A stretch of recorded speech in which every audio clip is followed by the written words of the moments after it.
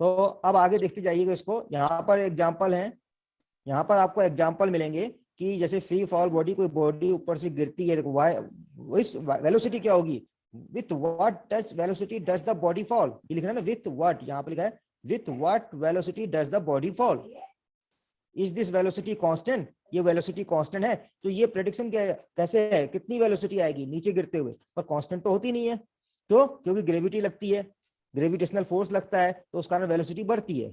तो उसको डिस्कस बाद में करेंगे हम नेक्स्ट चैप्टर में। What is the time taken by the body to reach the ground, समय कितना लगा, तो ये सारी कैलकुलेशन की गई। तो फिजिक्स क्या करती है, नेचुरल फिनोमेना को अडॉप्ट करती है, उसके बाद कैलकुलेशन करती है, उसके बाद प्रेडिक्ट करती है, जो बातें हमने की थी। ओके, आगे बढ़ते हैं, आगे बढ़ते हैं इसी में। तो मैं इसको, एक तो आपको ये लिख लेना, परिभाषाएं सब लिखने की जरूरत नहीं है, जैसे आपने देखा होगा लॉर्ड केल्विन ने क्या कहा, फ्रैंकलिन ने क्या कहा, आई डोंट थिंक कि आप इतनी परिभाषाएं लिखिए, केवल इनको पढ़िए, पढ़ने की कोशिश करिए। अगर आपको इंग्लिश मीडियम में बुक को समझना है तो आपको इसको बार बार पढ़ने की कोशिश करना पड़ेगा। इंग्लिश बहुत टफ नहीं है। जैसे लॉर्ड केल्विन ने क्या किया, देखिए लॉर्ड केल्विन, देख रहे हैं यहाँ पर लिखा हुआ लॉर्ड केल्विन, जहां पर है लॉर्ड केल्विन, यहाँ पे ये, हाँ सर हाँ, ठीक है, इसको देखो, lord Kelvin once remark that, देखो क्या रिमार्क किया, when you can measure, measure मतलब क्या होता है, मापना, मापन, इसमें तो मापन आएगा, पहले चैप्टर में मापन भी आना है आपको, वर्नियर कैलिपर्स भी समझाया जाएगा आपको, स्क्रू गेज भी समझाएंगे हम। तो when you can measure what you are speaking, what you are speaking about, किसके बारे में आप बात करने के, what you are speaking about, and express in its number. देखो मेजरमेंट में क्या होता है, हम किसी चीज के बारे में बात कर रहे होते हैं और उसका मापन करते हैं और उसको नंबर में लिखते हैं, जिसके बारे में बात कर रहे होते हैं उसको मापते हैं, वो मेजरेबल होनी चाहिए। जैसे फिजिकल क्वांटिटीज हैं, फिजिकल क्वांटिटीज उन्हीं को कहते हैं जो मेजरेबल हो, फोर्स है उसको मेजरेबल हो तो उसको हम न्यूटन में कितना नापेंगे, कैसे नापेंगे, और उसको नंबर में लिखेंगे। 5 न्यूटन अगर कहा गया तो 5 क्या नंबर है ना, ऐसी लेंथ निकाली है, हम कह रहे हैं 5 मीटर, तो मीटर क्या है, एक यूनिट है, उसमें हमने उसको नापा, और 5 क्या है, नंबर है। तो यहाँ पर ये डेफिनेशन ये कहती है केल्विन की कि when you measure, you can measure, आप मेजर कर सकते हैं, what you are speaking about, जो आप बोल रहे हैं, समझ रहे हैं मेरी बात, जो आप बोल रहे हैं, what you are speaking, what you are speaking, जो बोल रहे हैं, and express in it number, और उसको नंबर में आप जो है लिख रहे हैं, एक्सप्रेस कर रहे हैं। You know something about it, आप उसके बारे में कुछ जानते हैं, हम जानते हैं फिजिक्स के बारे में, जैसे बल है तो हम जानते हैं, फोर्स के बारे में जानते हैं, और उसको नंबर में करेंगे 5 न्यूटन, ठीक है। But when you can not express it in number, अगर हम उसे नंबर में एक्सप्रेस नहीं कर सकते हैं, your knowledge is of a meagre and unsatisfactory kind, कहता है कि वो आपकी नॉलेज जो है खाली एक कल्पना पर आधारित हो गई, और अनसेटिस्फैक्टरी मतलब जो आपको सेटिस्फाई, संतुष्ट नहीं कर पा रही है। तो ये डेफिनेशन थी लॉर्ड केल्विन की। ऐसे ही देख रहे होंगे फ्रैंकलिन की डेफिनेशन लिखी है यहाँ पर, और भी बहुत सारी डेफिनेशन मिल जाएंगी। तो कुछ अगर डेफिनेशन लिखना चाहेंगे तो लिख लीजिएगा, इसमें से बहुत अच्छे नोट्स हैं, ये बहुत अच्छी बुक है, इसमें से आपको उतारने के लिए बहुत सही है। और जब आप लिखेंगे इंग्लिश में, मैं आपको इंग्लिश मीडियम का इसलिए कर रहा हूँ, जो लोग प्रीफर कर रहे हैं इंग्लिश मीडियम, जब आप लिखेंगे इंग्लिश में, जब आप समझेंगे इंग्लिश में, तो ऑटोमेटिकली आपको इंग्लिश भी आएगी, you will be perfect in English also. Okay, जब आप इस बुक को इंग्लिश में ही लिखेंगे, पढ़ेंगे इंग्लिश में ही लिखेंगे, तो आप इंग्लिश में भी परफेक्ट होंगे। हमारे उत्तराखंड के बहुत सारे अटल उत्कृष्ट विद्यालय जो है इंग्लिश मीडियम की ओर टर्न हो रहे हैं, उनको पहले पहले समझने में बहुत प्रॉब्लम होनी है, क्योंकि इंग्लिश मीडियम वो हिंदी मीडियम में पढ़ते हुए आए थे। कुछ बच्चे इंग्लिश मीडियम लेंगे जैसे आप लोग ले रहे हैं, तो इसलिए आपको इंग्लिश मीडियम में आप ले रहे हैं, बहुत बड़ा साहस वाला काम है ये, ठीक है, बहुत ब्रेव वाला काम है ये कि आप ले रहे हैं। और मैंने लोकेश से शायद कहा भी था, if you can then you should, अगर आप कर सकते हैं तो करना चाहिए, ठीक है। और अपने आप में एक विल पावर होनी चाहिए। आप इंग्लिश में जिस दिन पढ़ना शुरू कर देंगे, आपको ऑटोमेटिकली आप देखेंगे कि आप में चेंज आने लग गया है, आप इंग्लिश को समझने लग गए, आप उसे फॉलो करने लगे। तो यहाँ पर एक एक चीज जहां पर समझ में नहीं आएगा मुझसे पूछ लिया करिए। एडिंगटन, ये जो एडिंगटन ने, एडिंगटन ने क्या लिखा है भाई, देख लेते हैं एक बार, ठीक है। एडिंगटन, इन्होंने लिखा है once remark life would be stun, मतलब स्टन मतलब होता है कि एकदम आश्चर्यचकित हो जाती है जिंदगी, एंड नैरो संकीर्ण, if we could feel no significance in the world around us beyond that which can be weighed and measured with the to. ये बहुत टफ हो गई, इसको अगर आप नहीं कर, जो आपको समझ में आई है वो डेफिनेशन आप नोट कर दीजिएगा। ऑलमोस्ट सभी का कहना क्या था, फिजिक्स क्या है, नेचुरल फिनोमेना से जुड़ी होती है, और उनमें लॉज बनाए जाते हैं, रूल्स बनाए जाते हैं, और जिसके द्वारा हम कई चीजों को प्रेडिक्ट करते हैं। ये सिंपल सी चीज है, ठीक है, और यही मैंने आपको समझाई भी थी। ओके, याद है आपको? देखिए लास्ट में क्या आया है कि सर हाँ। Measuring process.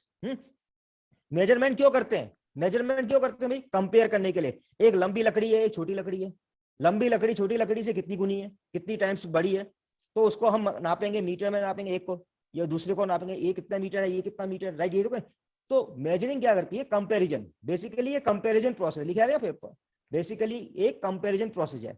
मेजरिंग क्या है? बेसिकली एक कंपैरिजन प्रोसेस है, ये देख लोगे यहाँ पर, बेसिकली एक comparison. It involves the selection of a units of measurement. अब इसमें यूनिट होनी चाहिए, जो मैंने आपको बताया, जैसे मीटर एक यूनिट है, सेंटीमीटर एक यूनिट है, किलोमीटर एक यूनिट है, ये तो लंबाई की यूनिट हुई, पर स्टैंडर्ड यूनिट क्या है? मीटर। मानक यूनिट क्या है? मीटर।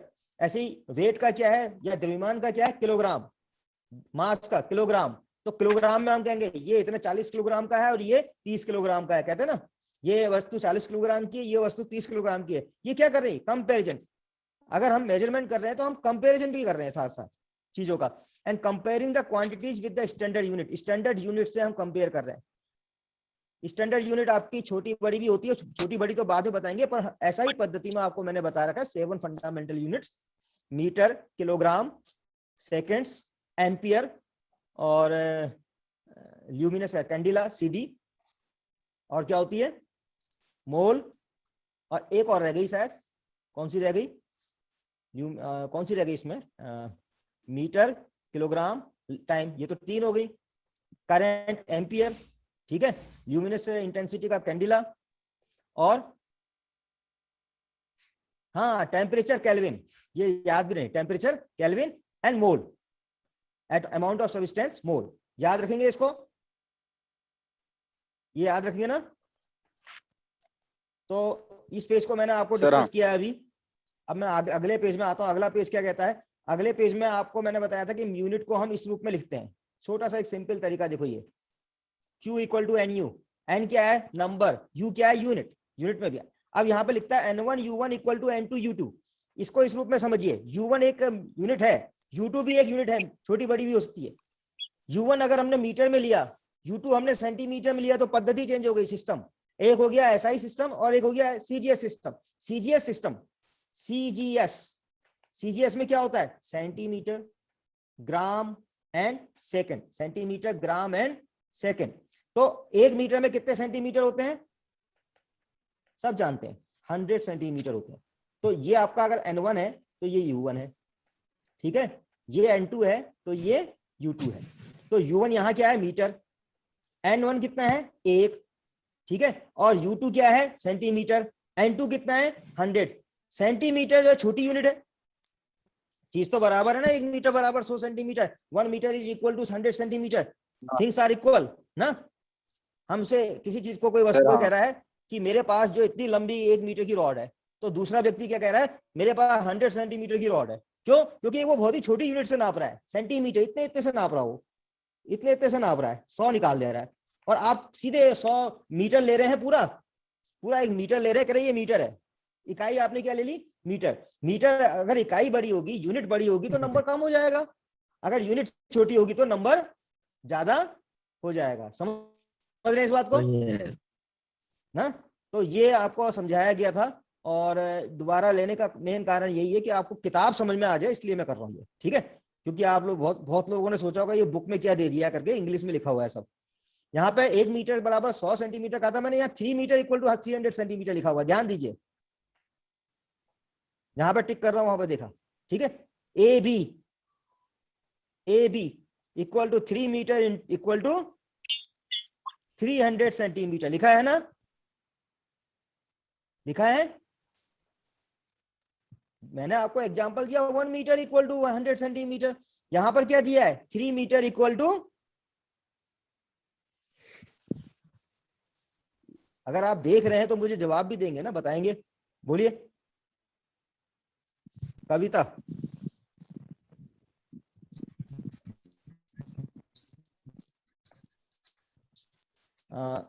ओपन योर, आप लोग ऑडियो ऑन करके बोलेंगे, जब भी बोलेंगे ऑन करके, ठीक है। कविता का ऑडियो बंद है। तो कमल। हाँ सर। हाँ, 3 मीटर इक्वल टू 300 मीटर, नजर है आपकी इधर?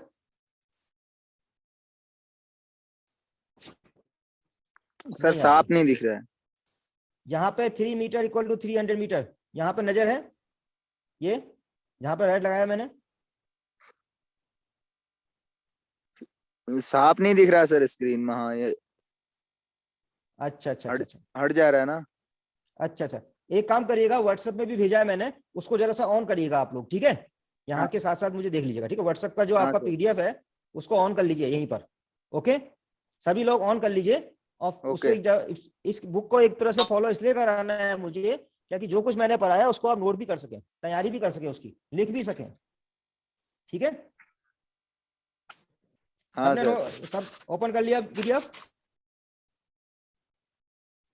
अच्छा, मोबाइल में ही यूज कर रहे होंगे पीडीएफ, और दो चीजें नहीं कर सकते आप लोग ना, हाँ सर। ये प्रॉब्लम आएगी। एनीवे बाद में पीडीएफ देख लेना, ठीक है? तो 3 मीटर इक्वल टू आप 300 बाद में मीटर लिखा है देखेंगे। यहाँ पर। हाँ, 3 मीटर इक्वल टू 300 मीटर लिखा हुआ है, और इसके नीचे लिखा हुआ है the bigger unit. Bigger unit क्या है? मीटर। बिगर मतलब बड़ा होता है ना। Bigger unit is contain, contain मतलब होता है रखा हुआ, is contain 3 times in A, 3 times in A B, 3 times in A B, and the smaller unit is centimetre, contain in 300 times in A B. यानी 3 मीटर, मीटर के 3 गुना, metre का एक वो बनाया हमने स्टैंडर्ड, मीटर का 3 गुना, 3 मीटर हो गया।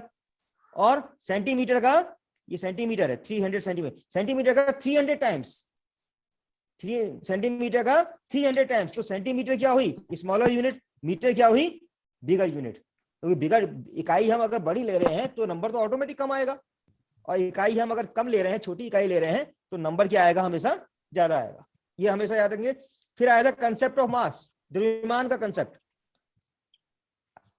द्रव्यमान का कंसेप्ट, ये बॉडी का द्रव्यमान क्या होता है। अब इसमें एक चीज बहुत इंपॉर्टेंट चीज आती है कि मास एंड ग्रेविटेशनल मास। हम अगर एक क्वेश्चन आएगा आपका हमेशा, वेट और मास क्या होता है, what is mass and what is weight, समझ रहे हैं?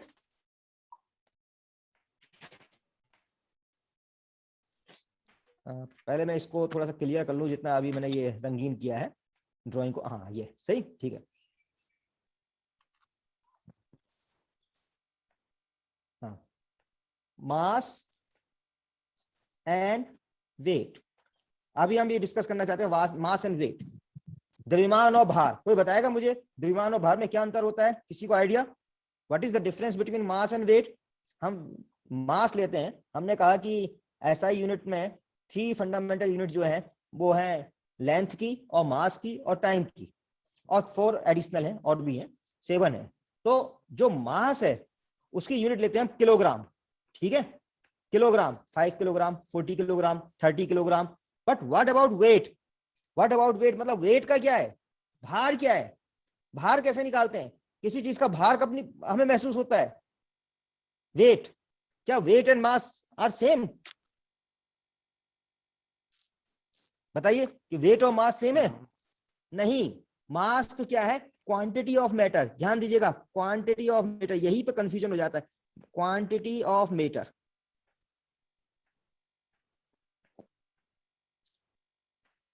मास क्या है? Quantity of matter. मैटर क्या होता है? पदार्थ, पदार्थ की मात्रा, कितना जमा हो गया। जैसे कहते हैं ना, किसी अगर हम गोश्त लेके आए, चिकन लेके आए, कितना इसके अंदर मांस है, वो बॉडी हो गई उसकी, द्रव्यमान हो गया, केजी निकाल के ना, वो वेट नहीं हुआ। कोई हल्की फुल्की चीज होगी तो उसमें मास कम होगा, 5 केजी, 3 केजी, 2 केजी, 4 केजी, अलग अलग द्रव्यमान की चीज हो गई। परंतु वेट जो है वो वेट मास से बिल्कुल डिफरेंट होता है। हम बोल देते कि इसका वेट 40 किलोग्राम है, पर गलत बोलते हैं। होता क्या है, जब ग्रेविटेशनल फोर्स लगता है, फोर्स, ग्रेविटेशनल फोर्स, उसके अकॉर्डिंग ग्रेविटी लगती है जी, जिसका मान होता है 9.8 मीटर पर सेकंड स्क्वायर। ये ग्रेविटी आप बाद में पढ़ेंगे। ग्रेविटी मतलब एक्सेलरेशन है, एक्सेलरेशन ड्यू टू ग्रेविटी, गुरुत्व के कारण त्वरण, जिसे गुरुत्वीय त्वरण कहते हैं हिंदी में। तो वेट क्या होता है? जिस फोर्स से किसी वस्तु को नीचे खींचा जाता है, पृथ्वी केंद्र की ओर खींचती है, अपने सेंटर की ओर खींचती है, समझ रहे? अर्थ है हाँ सर। इसमें, ये वस्तु है, इस वस्तु को मैंने यहां रख दिया, ठीक है? अभी भी इसमें फोर्स लग रहा है, कहां को? नीचे को। कहां? केंद्र की ओर लग रहा है, इसके अर्थ के केंद्र की ओर लग रहा है। अब ये मास है, इसका मास m है, तो कितना लग रहा है? mg लग रहा है। कितना लग रहा है? mg। और ये भार हमें महसूस होता है, जी। यही भार हमें महसूस होता है। मतलब भार क्या? बल है। वेट क्या है? फोर्स है। समझ रहे? वेट क्या है? फोर्स है। अ हाँ force sir, by which force. Earth attracts the body towards its centre, gravity. Gravity के कारण यहाँ पर small acceleration due to gravity है, गुरुत्वीय त्वरण है, उससे मल्टीप्लाई किया m इंटू जी। अगर न्यूटन का नियम, सेकंड नियम आपने 9th क्लास में पढ़ा होगा तो एम ए पढ़ा होगा, F बराबर एम ए। जहां पर ए क्या होता था? एक्सेलरेशन। यहाँ पे एक्सेलरेशन क्या है? स्मॉल जी। तो ये भार है। अब इसको इस रूप में समझिए, इसी वस्तु को अगर मैं चंद्रमा में रख दूं तो चंद्रमा में बल कम अनुभव होता है ना, फोर्स। मून में आपने कभी सोचा है इस बात को कि यदि कोई वस्तु यहां रखी है, हम जितने भारी यहां लग रहे हैं, अगर हम चंद्रमा में चले जाएं क्या हम उतने ही भारी लगेंगे? सोचिए, नहीं लगेंगे। क्यों? क्योंकि एक्सेलरेशन ड्यू टू ग्रेविटी क्या होता है? कम होता है। स्मॉल जी का मान जो ये लिखा ना, स्मॉल जी, ये जो स्मॉल जी लिखा है ये कम होता है। हाँ ये होता है 1/6। पृथ्वी का जो है 1/6 होता है, 1/6 जी। यानी कि ग्रेविटी कम हो गई। अब मास से मल्टीप्लाई करेंगे तो वो वेट क्या हो जाएगा? कम हो जाएगा। तो वेट जो है मास नहीं है, मास क्या है? Quantity of matter. जबकि वेट क्या है? Force. Weight is force. Weight एक वेक्टर क्वांटिटी, अभी वेक्टर और स्केलर क्वांटिटी का भी आएगा। Weight is vector quantity but mass is a scalar quantity. Mass अदिश राशि है। स्केलर मतलब अदिश होता है, वेक्टर मतलब सदिश होता है, जबकि वेट क्या है? सदिश राशि है। ओके, थोड़ा बहुत मैं हिंदी में भी बता रहा हूं ताकि आप लोगों ने 9th में हिंदी में पढ़ा होगा ना, अदिश और सदिश, तो उसको भी फॉलो करेंगे। ओके, हाँ सर। तो यहां पर हमने बात की थी, देखो ये ग्रेविटेशनल मास, इनर्शियल मास। अभी inertial mass and gravitational mass क्या है? Usually we define 2 types of mass. अब देखो इनर्शियल मास, इनर्शिया अभी वर्ड आया ही नहीं है तो आप समझेंगे कैसे? इनर्शिया वैसे होता है जड़त्व। क्या होता है? जड़त्व। कहीं ना कहीं जरूर पढ़ा होगा, 9th में फिर हाँ भी पढ़ा सर, होगा। इनर्शिया, जड़त्व। यदि कोई वस्तु विराम है तो विराम में ही जड़ रहेगी, यदि गति में जड़त्व है का तो गति नियम। में ही रहेगी। जड़त्व का नियम। और उससे संबंधित जब हम द्रव्यमान निकालते हैं उसे कहते हैं इनर्शियल मास। जब ग्रेविटी के अकॉर्डिंग निकालते हैं उसे हम कहते हैं ग्रेविटेशनल मास। तो इन बातों को भी ध्यान में रखेंगे, इनर्शियल मास एंड ग्रेविटेशनल मास।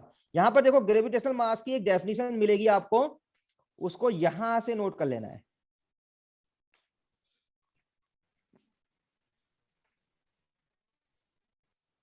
यहां से, ये है ग्रेविटेशनल मास। ठीक है, gravitational mass of a body, ये लिखा है, और is a measure of gravitational pull of earth. अच्छा। ग्रेविटेशनल पुल ऑफ अर्थ, पुल मतलब खींचना होता है, गुरुत्वीय आकर्षण, खींचना, ऑफ अर्थ, अर्थ का, ऑन द बॉडी, बॉडी पर खिंचाव, किसका? अर्थ का। Gravitational pull of earth on the body. 11th में आपको समझ में नहीं भी आ रहा होगा, 12th तक आदत डालनी है, इसलिए मैं 11th में आपको जो है सिखाऊंगा इसको कि कैसे आपको इंग्लिश मीडियम में इसको समझ में लाना है। ठीक है, तो इसमें आप कैसा भी देखिए, पर यहाँ ये पीडीएफ नोट्स ये जो भेजी है मैंने बुक के, इसके आधार पर ही आपको नोट्स बनाने, इन्हीं इसी किताब से मैं, इसी बुक से मैं आपको भेजूंगा। ये बुक है प्रदीप फंडामेंटल। ठीक है, और क्योंकि एक ही मीडियम करेंगे, एक ही मीडियम से समझेंगे, यदि समझ में नहीं आएगा तो समझ में, साइंस में समझना बहुत जरूरी है। आप इंग्लिश किसी भी तरह की लिखो, फिलहाल पहली बार में लिख रहे हैं, किसी भी तरह के लिखो, पर कंसेप्ट मेकिंग जरूर होनी चाहिए, आपके कंसेप्ट जरूर बनने चाहिए।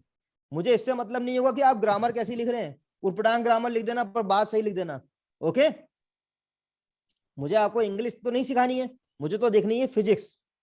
मेरे को देखनी है कि आपको फिजिक्स कितनी आती है, परंतु जब ये इंग्लिश की बुक देखेंगे तो ग्रामर ऑटोमेटिक अच्छी होगी आपकी। देखना खुद ही दिनों में, कुछ ही समय में आप लोग खुद ही अंतर इसमें देखोगे। समझ रहे हैं मेरी बात को? समझ रहे हैं?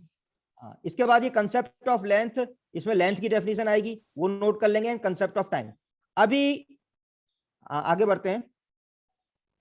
इतना नोट करने के बाद आप इधर नीचे आइएगा, फंडामेंटल एंड डेराइव यूनिट, ये भी पढ़ा दिया आपको मैंने।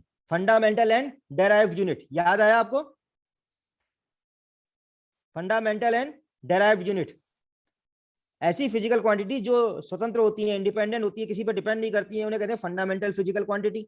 और उनसे संबंधित यूनिट को हम क्या कहते हैं? Fundamental units. और जो जितनी भी यूनिट्स हैं, अब फंडामेंटल यूनिट्स कौन कौन सी हैं सबको पता है, लेंथ है ना, द्रव्यमान मास है, टाइम है ना, इलेक्ट्रिक करंट है, मैं यूनिट लिख रहा हूं यहां पर, ए इलेक्ट्रिक करंट है, ल्यूमिनस इंटेंसिटी के सी डी है, ल्यूमिनस इंटेंसिटी कहा तो सी डी याद रख लेना। ठीक है, और टेम्परेचर की केल्विन है, याद आया, टेम्परेचर के केल्विन है।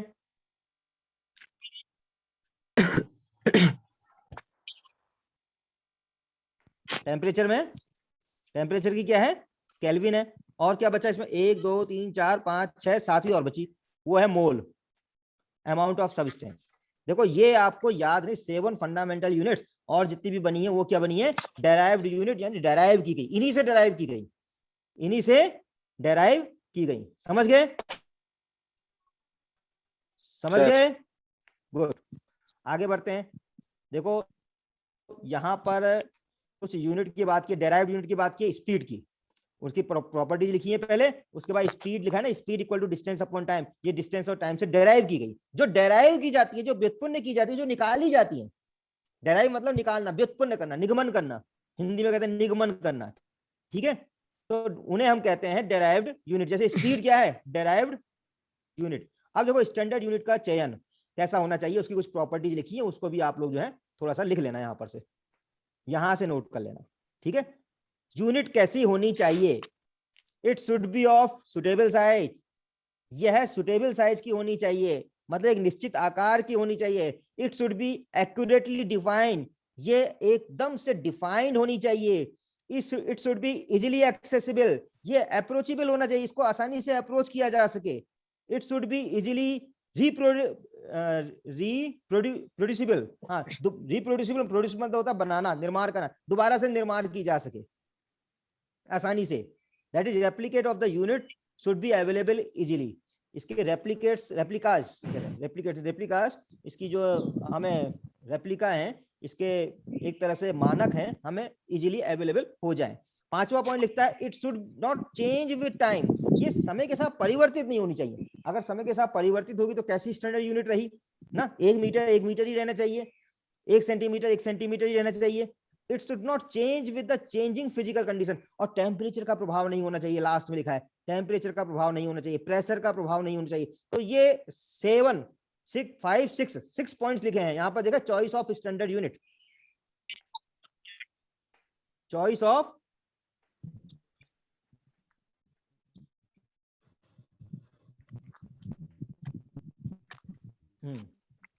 ये है चॉइस ऑफ स्टैंडर्ड यूनिट। ये 6 पॉइंट्स जो लिखे हैं इनको आपको नोट कर लेना है। ओके, फॉलो किया? Okay sir. गुड, आगे बढ़ते हैं।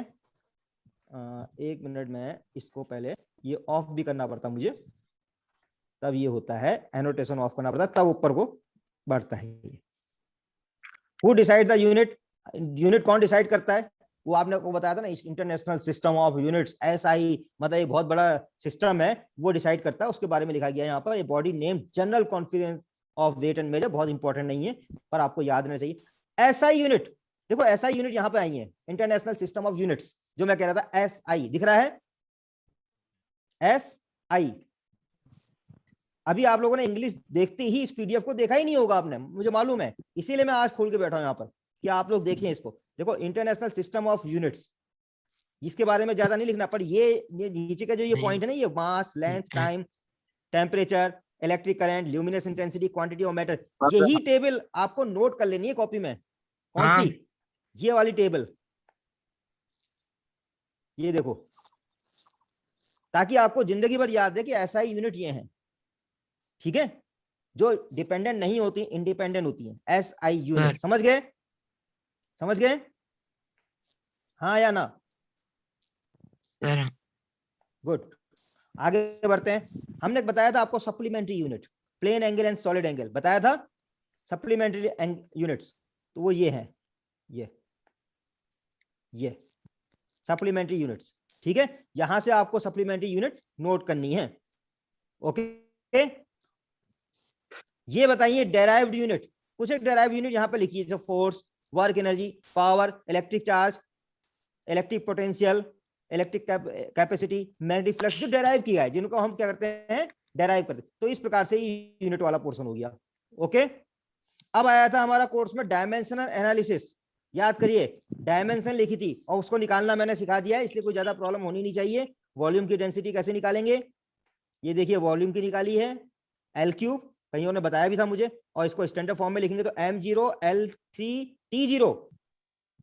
m0 क्यों लिखा है? क्योंकि मास में विमा क्या है, डायमेंशन क्या है, 0 है। वॉल्यूम में मास होता है? नहीं होता। टाइम होता है? नहीं होता है। तो इसलिए क्या है, 0 है। समझ रहे हैं मेरी बात को? Velocity, velocity displacement upon time LT-1। याद आया?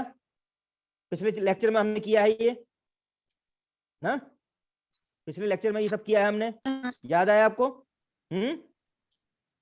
डायमेंशनल फॉर्मूला, कुछ मैकेनिकल क्वांटिटीज का डायमेंशनल फॉर्मूला। देखो आपने देखा नहीं होगा, मैं आपको दिखा रहा हूं यहां पर।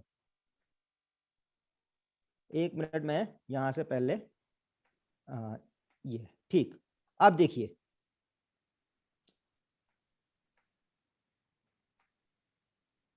अब देखिए यहां पर area, volume, density, specific gravity, speed of velocity.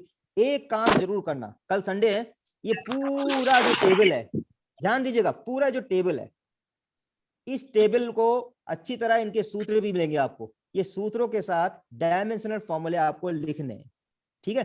परंतु खाली लिखने नहीं, जैसे मैंने आपको तरीका बताया था, ठीक है? तो इसमें आपको पूरी टेबल मिलेगी। पूरी टेबल आपको, ये होमवर्क भी है एक तरह से, इस पूरी टेबल को आपको वर्क करना है। इसमें काफी क्वांटिटी है, और समझ लीजिए क्वेश्चन पेपर में पहला क्वेश्चन ही आपका ये होता है कि फला फला यूनिट की डायमेंशनल फॉर्मूला बताइए।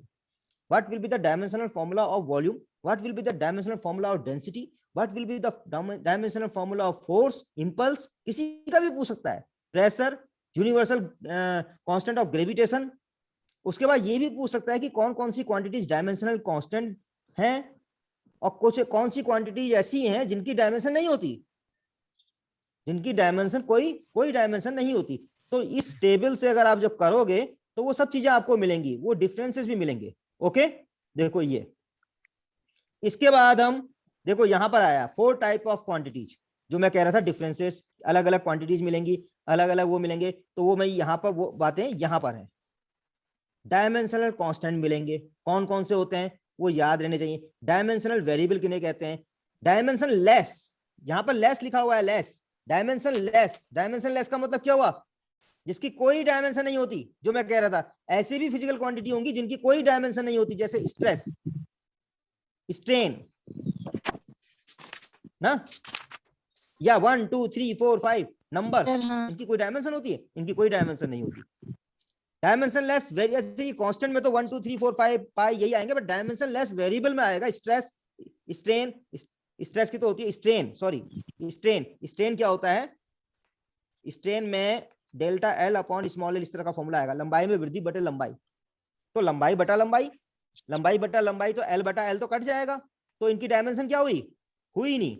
ऐसी भी वेरिएबल होंगे जिनकी डायमेंशन नहीं होती, तो पहले में डायमेंशनल कांस्टेंट है, कुछ कांस्टेंट होंगे जो डायमेंशनल कांस्टेंट जिनकी डायमेंशन होगी, जैसे ग्रेविटेशनल कांस्टेंट, यूनिवर्सल ग्रेविटेशन। वो आपको अब जो टेबल थी पीछे, उसमें से आपको ये निकालना है कि कौन से ऐसे फिजिकल क्वांटिटी है जिनकी डायमेंशनल है और डायमेंशनल कांस्टेंट कहलाते हैं, और कौन से ऐसे वेरिएबल हैं जो डायमेंशनल वेरिएबल हैं जिनकी डायमेंशन है, और कौन से ऐसे कांस्टेंट हैं जिनकी डायमेंशन नहीं है, और कौन से ऐसे वेरिएबल हैं जिनकी डायमेंशन नहीं है। तो ये 4 पॉइंट भी आप लोग कॉपी में नोट करेंगे, ठीक है? समझ गए मेरी बात? ठीक, गुड। अब हम आगे बढ़ते हैं, आगे बढ़ते हैं। हाँ, ये देखो, ये बात हो गई comparison of one system to another system. हाँ, कंपैरिजन कर सकते हैं हम, एक सिस्टम से दूसरे सिस्टम में बदल सकते हैं, क्योंकि अभी 11:07 हो गया, राइट फ्रॉम 10:30 में ये डिस्कस कर रहा हूँ। और ये कंपैरिजन हम जो है आपको, ये यहाँ तक जहां तक मैंने भी बताया वहां तक आपको नोट्स पे बना लेना है। कंपैरिजन वाला अभी रोकना है। क्यों रोकना है? क्योंकि कल मैं आपको जो है पहले इसको समझाऊंगा, इसकी एप्लीकेशन समझाऊंगा। कल तो संडे है, मंडे को क्या होगा? Application of dimensional analysis. Topic क्या होगा? एप्लीकेशन ऑफ, मैं लिख देता हूं यहां पर, एप्लीकेशन क्या होगा? एप्लीकेशन ऑफ डायमेंशनल, हाँ यस, डायमेंशनल एनालिसिस। इसमें थोड़ा सा ऐसे ही चलता है, और जब मैं व्हाइट बोर्ड लेता हूं तो उसमें ठीक चलता है ना, इसमें पिक्स में। Application of A dimensional analysis. तो जो पीडीएफ, जो बुक का मैं भेज रहा हूं, उसमें से आपको नोट्स बनाते रहने चाहिए, उसी के अकॉर्डिंग मैं आपको पढ़ाऊंगा। उसी के अकॉर्डिंग मैं आपको आगे ले जाऊंगा। और इंग्लिश में आपको मैं उसको बीच बीच में ऐसे ही उन पीडीएफ को हम यहाँ पर चेक करेंगे, आपको बताएंगे यहाँ से ये नोट करना है, यहाँ से ये नोट करना है, क्योंकि आप पहली बार जो है इंग्लिश की बुक देख रहे हैं, ठीक है, इंग्लिश में रिटन फिजिक्स की बुक पहली बार देख रहे हैं, तो इसलिए आपको समझाना जरूरी है। और देखो इससे फायदा क्या है, अगर आप इंग्लिश मीडियम में करेंगे तो आपको साइंस इजी लगने लग जाएगी, अगर आप इंग्लिश मीडियम में करेंगे तो आपकी इंग्लिश भी अच्छी होगी in comparison of other students जो हिंदी मीडियम में कर रहे हैं, उनकी तुलना में अंग्रेजी माध्यम से जो करते हैं उनकी इंग्लिश ऑटोमेटिकली ठीक होने लगती है, वो अच्छी ड्राफ्टिंग करने लगते हैं, अच्छा लिखने लगते हैं। एक बात हमेशा ध्यान रखिए, जब आदमी देखता है सुनता है तब वो अपने आप ही व्यवहार भी करने लगता है, बिहेवियर भी उसका वैसे ही बदलने लगता है। जो चीज आप देखेंगे बराबर लगातार इंग्लिश में और बार बार मेरे मुंह से भी सुनते रहेंगे तो उसके बाद आप ऑटोमेटिकली जो है अच्छा सा लिखने भी लग जाएंगे, और मेरा विश्वास है कि आप जो है इंग्लिश मीडियम में अच्छा कर लेंगे। उसके बावजूद भी यदि आपको लगेगा कि नहीं हो पा रहा है तो आप मुझसे कहिएगा, मैं आपको हिंदी के भी जो है हिंदी मीडियम के भी जो है भेज दूंगा कि इसमें से नोट्स बना लो हिंदी के, आप हिंदी में दे देना, ठीक है। टर्मिनोलॉजी आप इंग्लिश में लिख देना, लिखने का काम हिंदी में कर देना। 11th क्लास में ये छूट है, 12th में तो छूट नहीं हो पाएगी, 12th तक तो आपको एक मीडियम अपने आप में स्ट्रॉन्ग करना ही होगा। Okay, are you following me? Yes, okay sir. ये शेयरिंग को स्टॉप करता हूं मैं और आप लोगों से डायरेक्ट बात करता हूं। तो अभी ये बताइए कि आपको कैसा लगा इस समय। हम इस फॉर्मूले के अकॉर्डिंग चलेंगे, पहले समझाया करेंगे कुछ दिन, उसके बाद पीडीएफ को जो है इस तरह से एनालाइज करेंगे इसमें से कहां से क्या नोट्स बनाने हैं। ओके, कैसे कैसे आपको नोट्स बनाने हैं। अब आप लोग का ये संडे का समय है, कल आप मुझे बताएंगे, संडे को आप नोट्स बना करके, नोट्स संडे को बना लीजिएगा और मंडे को जो है मुझे दिखा देंगे सब लोग कि हमने नोट्स बना लिए हैं, ताकि फिर हम आगे को बढ़े। Okay okay sir. ओके, तो 1 by 1 I would like to ask, अभी हमारे 11:10 है, 5 मिनट का समय है 12th वालों के आने के लिए। कविता बताइए, ठीक ठाक चल रहा है, आपको समझ में आ रहा है, आर यू सेटिस्फाइड? देखिए आप लोगों के अकॉर्डिंग हमें पढ़ाना है, हमें कुछ चेंज करना होगा तो आपके अकॉर्डिंग करेंगे, ठीक है। बताइए कविता।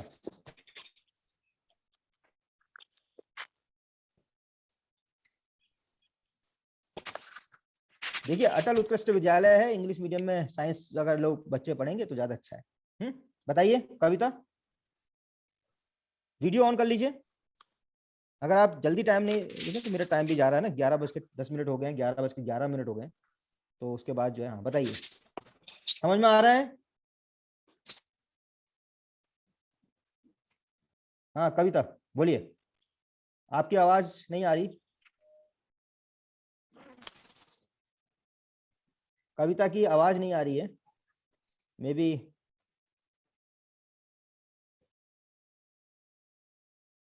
Hello, ask to unmute. हाँ अब आप खोलिए अपने आवाज। हाँ अब आ रही है।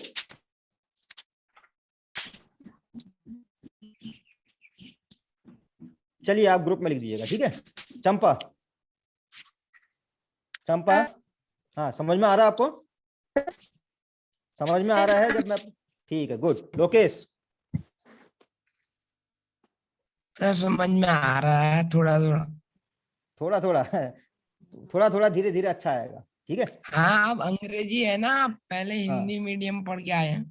वही, शुरू में आपको थोड़ा तकलीफ होगी, फिर धीरे धीरे जो है आदत पड़ जाएगी। लिखना भी शुरू करिए, इंग्लिश में जितना ज्यादा लिखेंगे उतना ज्यादा अच्छा है। जो मैंने आपको भेजा है ना अभी आज पीडीएफ, उसमें जो आपको बातें हाँ। पढ़ाई हैं, जैसे फंडामेंटल यूनिट्स, डेराइव्ड यूनिट पढ़ाई, इनको लिखो, कॉपी में लिखो, लिखोगे तभी समझोगे। मुकेश, अच्छा मुकेश तो अभी 12th के हैं, ये आ गए यहाँ बीच में, अभी 11th का ही चल रहा है क्लास। Good morning.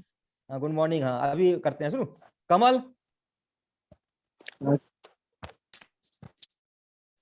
और पंकज, आर यू फॉलोइंग? कमल, चलिए ग्रुप में बता दीजिएगा अपने, ठीक है। यदि कोई प्रॉब्लम होती है, कुछ होता है तो ग्रुप में आप शेयर जरूर करिए। ओके, तो यहाँ पर हम अपने लेक्चर को समाप्त करते हैं। अभी हमारा 12th का टाइम होने वाला है, 12th का 11:15, जिसमें 2 मिनट बाकी हैं। तो जो 11th वाले बच्चे हैं वे यहाँ से